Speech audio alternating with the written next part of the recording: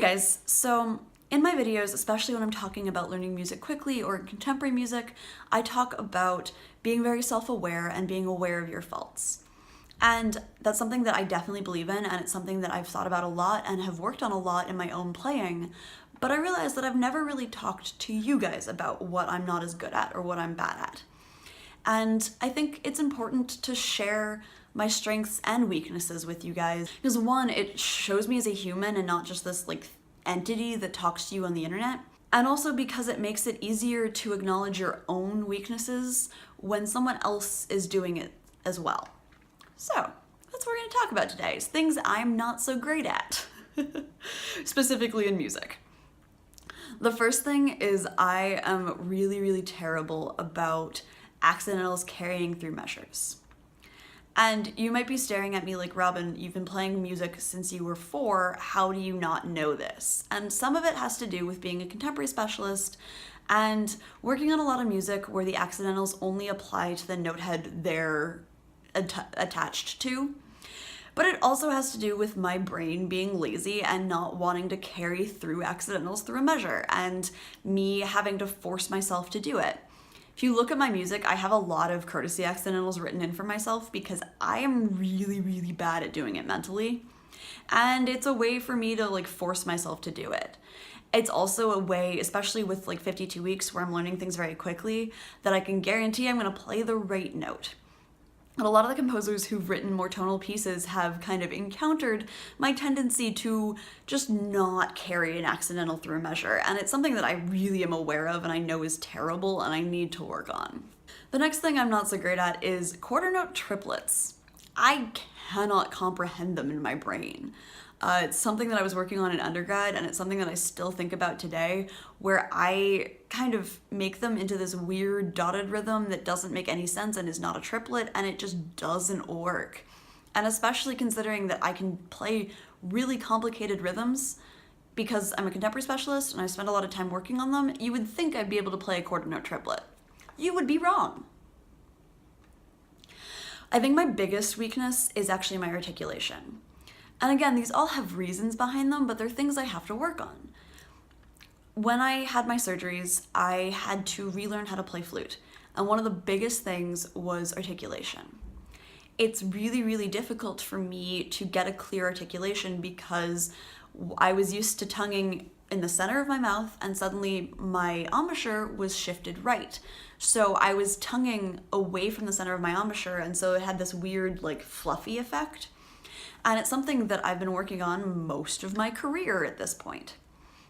I have found a lot of solutions, but a lot of the time I'm still getting this really fluffy, not very articulated attack. And it's something that I'm very aware of and have to be very conscious of when I'm playing. Especially in contemporary music where things need to be incredibly articulate, I sometimes end up with kind of fluffy, slurred sounding phrases when it really shouldn't be. And that's something that recording myself has been very helpful fixing. I can hear it when I'm doing it and I can adjust more quickly, but it's still something that occasionally I'll just pull out an articulation exercise, even the Mendelssohn Scherzo, and just force myself to do it very slowly and really clearly articulate everything. I think that's the thing that in my playing that is still the weakest, and it's the thing that I'm the most conscious of. And it's not something it's a huge thing. It's not this little I'm not super great at this one very specific technique. It's a big, major, overarching thing in flute playing that I'm still very weak at. And I think that's the thing is, yes, I am a professional musician, and yes, I am getting professional jobs, but I'm still learning. I'm still technically a student, and I think I will always be a student. I'm always gonna have things that I'm not as great at. I'm always gonna be learning new things and new techniques, and it's not gonna be an easy road. Right now, I know what I'm not good at, and I know what I need to work on. The other thing that I find I'm not super great at is C sharps and tuning them. This is something that's been a problem my entire life and will probably continue to be a problem my entire life, but now I have the tools to fix it. My ear has gotten better. I used to not even hear it. I thought my C sharps were fine, and people would tell me that they were way out, and I just couldn't hear that it was wrong. In fact, when I heard it in tune, I thought it sounded wrong. So that's something that I think has gotten a lot better over the past few years, and the fact that I've been very aware of it, but it's still an issue that I encounter and that I hear.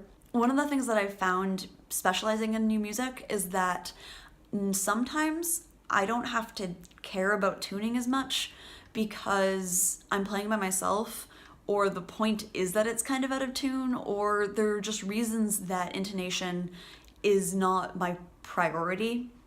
And it's not because I'm just ignoring it, it's because it's not the priority. And that means that I get a little lazy. And especially when I get into a piece that's a little bit more tonal or a little bit more lyrical, I realize that I'm like 40 cents sharp and just sound awful.